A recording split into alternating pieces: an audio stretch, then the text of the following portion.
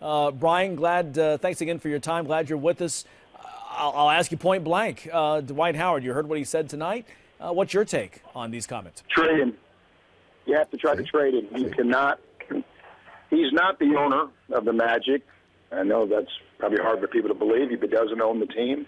And, you can't have your cake and eat it too. And that's what he's trying to have. He wants to stay through the rest of the season because he doesn't want the Nets to have to give up assets in a trade. And I think the Magic see that. And I believe that if they have a deal that they like, I think on Thursday he's gone. Unless, this was stunning enough, or it was cunning enough, what he said this evening. I think if they have a deal, and he, when they asked him one last time, what do you want to do? You want to be a free agent, or you want to sign an extension? And if he says no, or if he says maybe, then you have to find the best deal. Brian, Sam Mitchell, when you listen to Dwight's comments, how you doing? And I agree with you. He wants his cake and eat it too. But do you think is Dwight Howard, is he that cunning? Is he that smart and conniving? Or does he just don't really know what he wants to do? What's your take on that? I don't know if Dwight's that cunning, but Dan Fagan, his agent, may be. This is right out of the free agent playbook. He really wants to go to the Nets. He wants to be in Brooklyn. He wants to be the face of that franchise. The Russian billionaire owner has promised him the world. And if he gets Darren Williams to stay there with him, which is key, and apparently Williams will stay if Dwight comes to New York, that's what he wants. He wants a big market. He wants to promote his brand, and that's really what he's wanted all along. If he wanted to win, he would have expanded his trade list to all sorts of teams, the Chicago Bulls, for instance. But is he that cunning? I just think it's part of the game, and I think the Magic see through it. And it's tough now because he's been teasing them for about 4 months now. And now this is the ultimate tease where, you are now on Dwight Howard's free agent list. You were in his free agent pool. But I agree with you, Sam. I think you got to make a move if he will not commit. So let's take it now to the next step. We're fast approaching on this deadline. This is no secret that this is out there. What are you hearing right now in terms of some possible deals, some realistic deals for him? We've heard some things with the Nets. Does that look like it's going to go down right now? Lakers and Nets. The L.A. is back in this thing more than you know. At least that's what we're told. That's what we're hearing.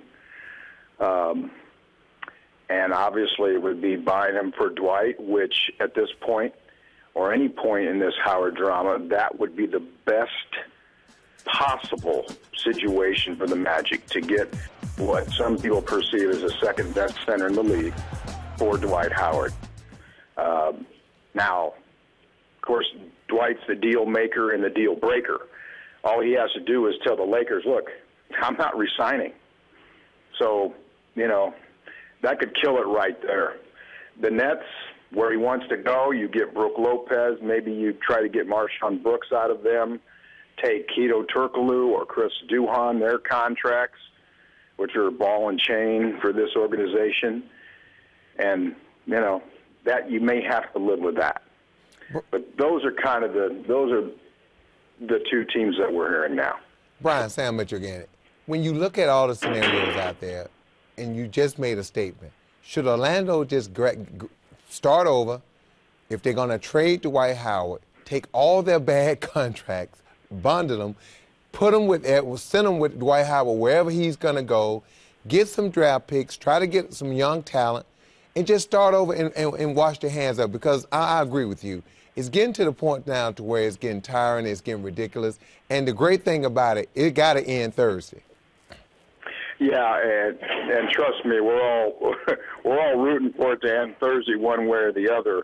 But there's two ways to get better in the NBA, and that's by getting worse. You clear out money, you are able to sign free agents, and you get draft picks.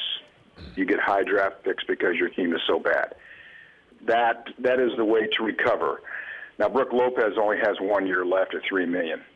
So depending on what they do, you still got to field a team. But I think it's the best way to go. That you got to start all over. You don't want to be in the middle of the pack.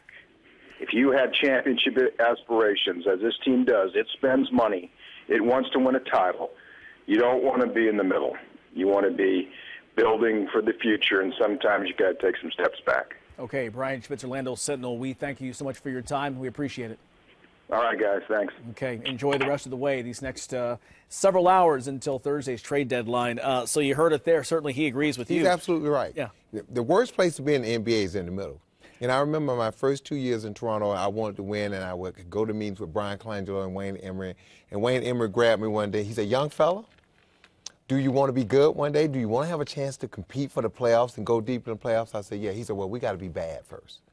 You can't be in the middle. Yeah, 500 looks good on your record, but 500 keeps you in the middle." And if the media is behind Orlando going down that road, and Orlando sells it properly, and they get enough picks, and they dump a lot of salary to where they can attract young talent in that new building, Orlando, Florida, is nice, it's warm, great weather, they'll recover. Now, it'll take them 3 or 4 years, but they will recover. Okay, so Orlando, we've heard it here. Dwight Howard telling the media that he wants to stay and finish the season, but did not commit from that point forward. We're going to watch this for you all the way through. Thursday, as you know, it's the trade deadline, 3 p.m. Eastern. We've got you covered right here on NBA TV.